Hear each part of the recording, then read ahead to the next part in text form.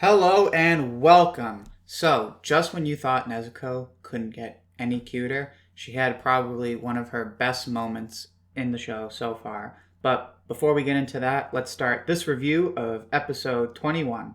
So, first, I want to start off where this episode started off, which was Rui's further backstory. Now, this episode flipped pretty much everything I said in my last review on its head. So in my last review, I said that I really wasn't that moved by Rui's backstory. But again, it got flipped on its head. I thought this was the proper backstory for a character like Rui, because what I've been noticing as the demons have been getting stronger, there's a theme of affirmation going on whenever Tanjiro defeats these stronger demons. Now, we saw this a bit when he beat the Suzumi demon, the demon with the drums, and Tanjiro had said he liked his poetry and he had purposely gone out of his way not to step on his poetry, and it was an affirmation for that demon because he had just wanted to be recognized as an artist or just somebody with talent, somebody worthwhile, and that affirmation made him feel whole before he passed. And we see this with Rui, with the bonds that he tries to get a hold of with his family and his memories. Now, I could make a whole video about what Rui and the stronger demons show us about what it means exactly, or rather what the demons are supposed to represent. But just for a brief moment, I'll get into it. I think what the demons are supposed to be showing us is the tragedy of falling into the pitfalls of the world, because like we've been seeing, anyone and everyone can become a demon. And what often leads to someone becoming a demon is they feel this overwhelming loneliness. And that was really more obvious with Rui, where he was almost trapped in his house because of his sickness. And because of that loneliness, he had such a yearning for family bonds, and you can see how much he wanted it, because when he became a demon, it was almost like he had a muscle memory. Sorry about that. Somebody appears to be hunting, so I paused the video, but if you hear a big boom, that's what that is. But back to what I was saying, just to wrap it up so I can move on. Part of why I like this backstory is because it gave substance to Rui's, like, his shtick, which was he is so lonely that he's not going to feel whole until he can find a true family.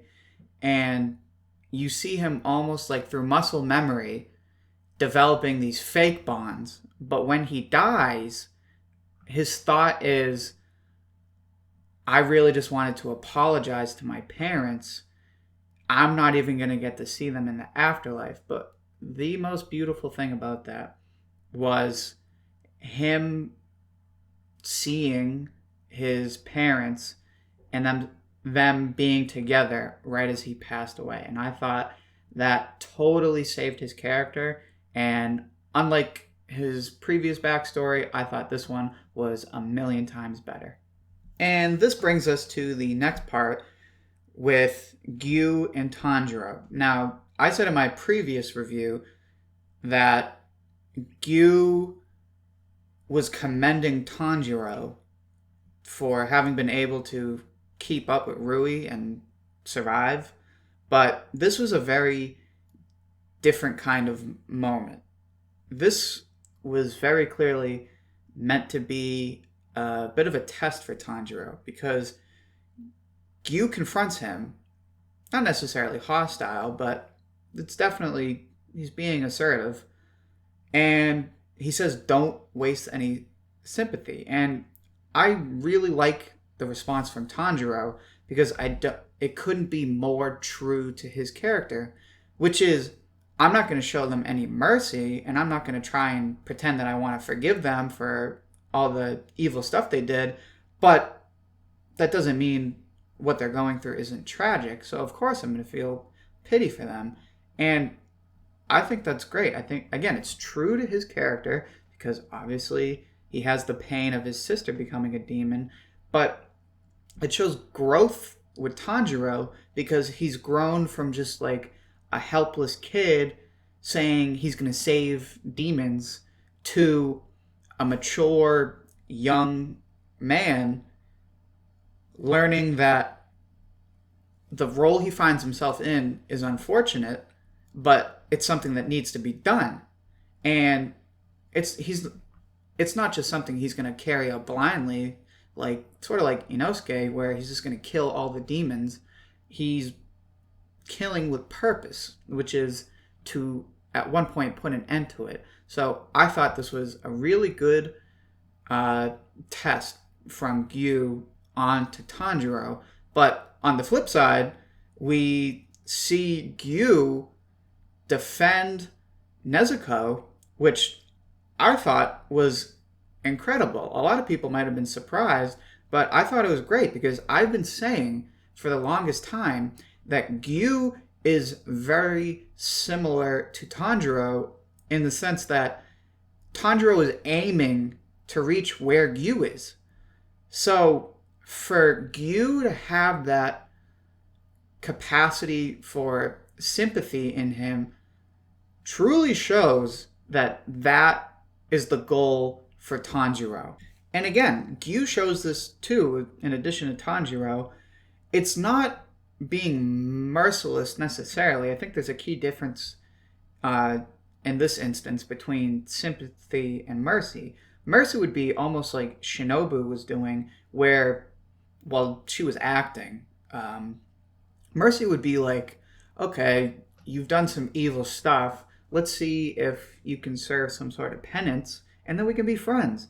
No, that's not what they're doing. They are going to kill the demons, but at the very least, they have sympathy for the tragedy they're going through.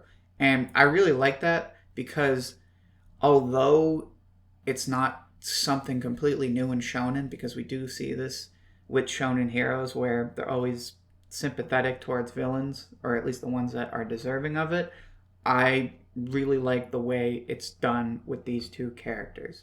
But, of course, Shinobu had to go and screw everything up. So, I've been flip-flopping on Shinobu. First, I thought she was wicked annoying because she was disrespecting Zenitsu. Then, in the last review I did, I was talking about how redeemed she had been because she had all these badass moves and she had what I believe to be a pretty cool, I'll say character, but I'm talking about how she pretends to be nice and friendly and then she uses that to catch you off guard. And yeah, she caught us off guard because now she's kind of annoying again because we had a beautiful moment and Shinobu had to go and screw it up. And she's like, oh, well, we can't hang out with demons. And my first thought, and I'm sure there's at least a few people out there who were thinking the same thing. My first thought was, weren't you having a conversation about how wouldn't it be nice if we could be friends with demons? Like, wouldn't it be nice? And the first thing she does, coming out of nowhere, is, oh, sorry, that's a demon. Like, I wouldn't go so far as to say that she's a poorly written character. And I don't think it would be fair to say that because we're only seeing the tip of the iceberg with her. But I'm finding it really hard to truly enjoy her character because she keeps flip-flopping. So I'll give her the chance to allow herself to redeem herself. But honestly, I'm losing faith with Shinobu. And then, of course, what kind of review would this be if I didn't mention the cutest scene that we have seen in this show ever, which was Nezuko's run escaping the other demon slayer with the butterfly. It didn't really serve any purpose. We already knew that Nezuko wasn't going to try and hurt anybody if she didn't have to. But it was just fun to watch, and it was cute. The fact that she just randomly decided to turn herself into a kid and, like, trying to hit a groundhog, just running around. It was a really intense moment from Giyu and Shinobu and Tanjiro, and like always, it brought the mood. It was comic relief. I liked it. Now, one thing that I'm not sure if a lot of people will bring up because it happened really quick, but I think is really important. We see when Inosuke gets picked up, he has sort of like a humbling moment, which a lot of people probably weren't expecting Inosuke to be a very deep character, which I wouldn't say is deep, but he has a capacity for personality. And we see that in this moment where he says, maybe I'm really not that strong, which I love that this is where he's come, because his whole thing was he had this superiority complex, and now we see him growing with this humility. So I don't think that superiority complex where he's always challenging people to a fight will go away, at least not yet. But we can see potential for him to mature, and I'm really excited to see where his character goes. But the other thing that we need to mention is, oh my god, we finally saw the pillars, and they look so damn cool. Now, talk about their design all you want, which I liked, but that's not what I want to focus on. Why I'm excited to see these characters in action is because ever since we got Bleach and all the captains in that show, there has been a trend where every show with like a guild or some sort of team or anything with captains or leaders, we always get this cast of like the elites, or in Bleach's case, the captains. And in this case, it's the pillars. And whenever they do it, or whenever the shows present us with these elite characters, I always happen to really enjoy seeing their interactions. And a lot of people do too, because they usually have pretty over-the-top personalities. We see this in Bleach.